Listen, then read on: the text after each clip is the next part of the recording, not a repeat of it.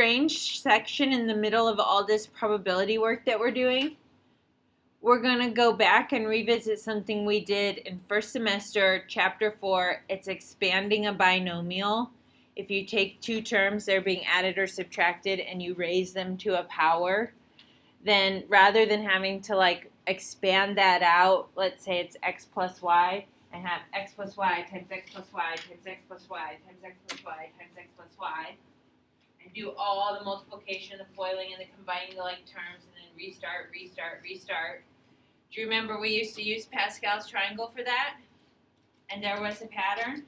And we would pick the number from Pascal's triangle, those would be our coefficients, and we would take the first term, raise it to the highest exponent, and that would go down as we went to the right. We would take the second term, raise it to the lowest exponent, which is 0, and then each time we went over it would go up. And our exponents always added up to the power of the binomial. So we're doing that again. It's called the binomial expansion theorem, but finally, now that we've uncovered these combinations, we have a way to write that without me telling you, like, just find the row of Pascal's triangle. So now mathematicians can say you don't have to actually draw out the whole triangle to figure out what those coefficients are. You can generate those coefficients by calculating the combinations. Okay. So the binomial expansion theorem, okay, for any positive integer n, the binomial expansion of a plus b to the n is, I want to make sure I write this the way I want it. One moment. So you can start by picking your combination, okay? Instead of having to say, like, choose the number from Pascal's triangle. So I'm going to take a plus b to the power of n. And I would start by doing a combination of n items chosen 0 at a time, because that will get me my first coefficient of 1, right? If you have n items to choose from, how many ways can you pick 0 of them? One way, you don't pick any. Okay. And then you'll take your first term a, raise it to the highest exponent, which is n. You take your second term b. If this is a minus, remember that b will be a negative value, and you raise it to your lowest exponent, which is 0. So, is that an O or a 0? 0. Okay, and also, if it's just 1, like, I would do n choose 0, a to the 1, b to the 0, and then plus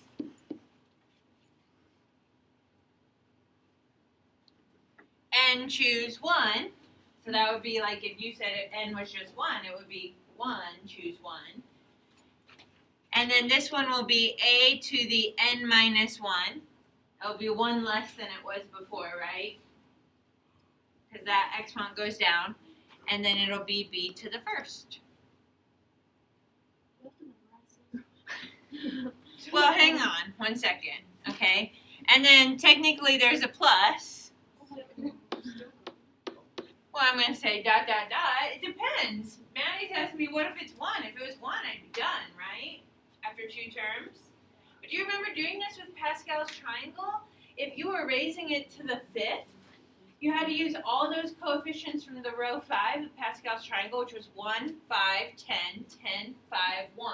And you would have 6 different terms. okay, so is that just finding 1 term? The combination is generating the number from Pascal's triangle.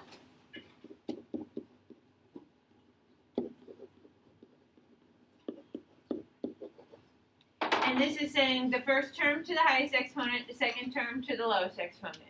And then it says, then make a new term. Generate the next number from Pascal's triangle. Take the first term to 1 less than it was before, and the second term to 1 more than it was before. And then if you have more powers, you keep going. Generate the next one in Pascal's triangle, 1 less for the first term, 1 more for the second term. And then eventually you'll end with a combination of n choose n until you can't choose anymore, right? How many ways can you choose n items from n? One way. You pick them all if order doesn't matter, right? How many ways can I pick those 4 students if order doesn't matter? One way. I just pick all 4 of them. Okay. And then this one will finally be a to the 0 because we'll have gone as low as we can go. And then we'll have b to the n. Now, Delaney's question, do I have to memorize it? I don't necessarily memorize all the pieces of the binomial expansion theorem. That's why I was like, let me write it the way I want to write it, right? So I looked it up to make sure that I had it exactly as I wanted it. What I memorize, okay, what I know, and what you should know, because you'll use this in Algebra 3 or pre-calculus, I just know how to generate a single term. A single term in the expansion comes from a combination of first term raised to a power and a second term raised to a power. Okay? And if I know how to start that first term, then the rest of it, remember when we had this conversation back with polynomials, it's all just based on patterns. The second term, the a is going to go down an exponent. The first term a is going to go down an exponent. The second term b is going to go up in exponents. And now, instead of having to say, let me write out the row of Pascal's triangle, you can easily just generate those numbers. I will say this. If I'm doing a full expansion and it's a power of 5 or below, I probably am still using Pascal's because I know those rows. If you look down to the last 2 examples, it says, find the coefficient of x to the 5th or x to the 6th in this expansion. You only really want a single term, so I'm not going to do all the work to expand the whole thing. If I just want one single term, I'll just have to figure out what the combination and the powers are. Okay? So let's put it to work. Okay, I would say no, you don't have to memorize it, but yes, you have to know that there's a combination of first and second term raised to some exponents. So here's example 1. If I were going to expand 2x minus y to the 4th, my a is 2x, right? What's my b? Negative y. Because it's supposed to be a plus b. So then if it's minus, it's a negative. These are little equal sign. I'm sorry I wrote them small. Okay, so here's my expansion.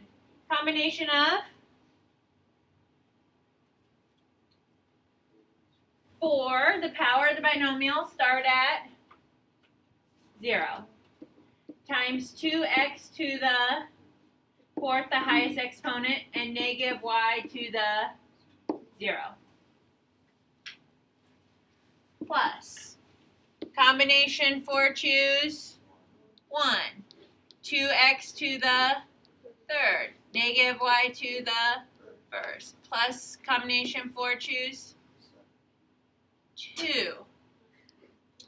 2x to the 2nd, negative y to the 2nd, plus, I'm going to run out of room, so I'm going to put it down here. 4 choose 3, 2x to the 1st, negative y cubed, plus 4 choose 4, 2x to the 0, negative y to the 4th. Yeah. It is, isn't it? If you remember the polynomials. Some people are probably like, I didn't really ever get that. We're seeing it a second time. Good. Okay, but every single term, are you seeing this? Every single term has 3 parts, a combination. The 2x to an exponent, the negative y to an exponent. Okay, so then you would just go through and evaluate. Now, you would be able to take your pick on a quiz or a test. It does not bother me. Are you actually typing in the combinations for 4 choose 0, 4 choose 1, 4 choose 2? Or do you know that they come from row 4 of Pascal's triangle and you already know their values are? 1, 4. This one's going to be 4. 1, 6. Okay. So we could calculate them either way, whether they're from Pascal's triangle or you type the combinations in. I do not care. Okay. Let's see. 2x to the 4th. What do you have to be careful of right there?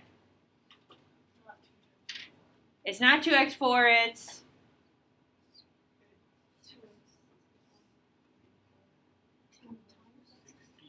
Or 2 to the 4th. 2 to the 4th, x to the 4th. So that's 16x to the 4th.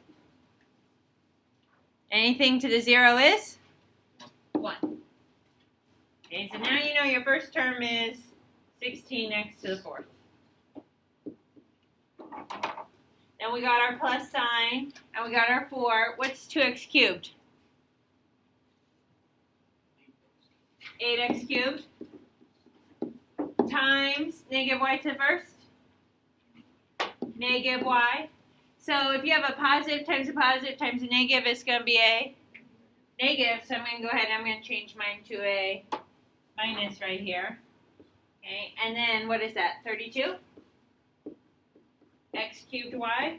Sorry, that looks like an X. You okay with this? Questions, concerns where my numbers came from? Okay, you keep going, right? Plus 6 times 2x squared, which would be 4x squared. What happens to negative y when you square it? It's positive, so it's going to be times the y squared. So that's all positive, so we'll have plus 24x squared y squared. And then here we'll have 4 times 2x times negative y times itself 3 times. Negative y to the 3rd. Which, be careful, this is not 8x minus y cubed. It's not being subtracted, it's being multiplied by a negative. So positive times negative. That's a negative 8x y cubed. And then the last one, we got a plus 1 times 2x to the 0 is 1, and negative y to the 4th is positive y to the 4th. So it's a plus y to the 4th. Can you just leave it like that? This is your answer. Cool. Oh my goodness. But this is not no different than what you did last semester. I don't remember what we did last semester. Oh, I think it's 4, 4-2 or 4-3. You want to write a little note to yourself. Check your notes for 4-2 or 4-3. Okay. Okay, I want to do one of the last examples before you guys get dismissed so you can try those on the homework. Okay, so again, you guys go back to chapter 4, the polynomials, and look at when we did this expansion with Pascal's. It is the same exact thing. So we should be like, okay, I've kind of done this thing before. Okay, and we'll work on it. You'll have practice. You'll have an opportunity to try it. But what's different now is that with the binomial expansion theorem, it makes it easier to do a problem like example 2. Find a coefficient of x to the 5th. So like what's the number that's getting multiplied by x to the 5th in this expansion? X minus 4 raised to the 7th. Okay, so here's what I'm thinking about. Every single term comes from 3 things that are multiplied together, right? A combination, the first term raised to a power, and the second term raised to a power, which my second term is what value? Negative 4. Okay, so I have a combination, a first term, and a second term. Well, because I'm raising this binomial to the 7th, I know I'm doing a combination of 7. I maybe don't yet know how many I'm picking or choosing to get this x to the 5th term, but think about your exponents over here for your term. What's the only way you'll get x to the 5th? Is if x is raised to the 5th. So this definitely has to be a 5, Which, can anybody then tell us what the exponent for negative 4 must be? 2, because those exponents always add to the power, right? And then look back at the example we just did. Does this number that you choose match your first term or your second term? The second one. So it must be a 7 choose 2. And then you can just evaluate. So let's type into our calculator 7 choose 2 times negative 4 squared. Now here, if you're going to do negative 4 squared in the calculator, please make sure you use a set of parentheses, right? That makes a difference. It should be positive. Anybody getting an answer? 336. So it says find the coefficient. This is the coefficient. The term itself is really 336 x to the 5th, right? Because it would have that first part. But if it's asking for the coefficient, it really just wants the number. Okay? All right. So a little trip down memory lane. It's kind of weird. I think maybe the hard part about going back to that chapter 4 is that it seems like it's coming out of nowhere, right? Like, why am I doing this? Because we finally have combinations. We can finally now define the binomial expansion theorem as a mathematical operation. A combination n choose 0, n choose 1, n choose 2, n choose n. Okay.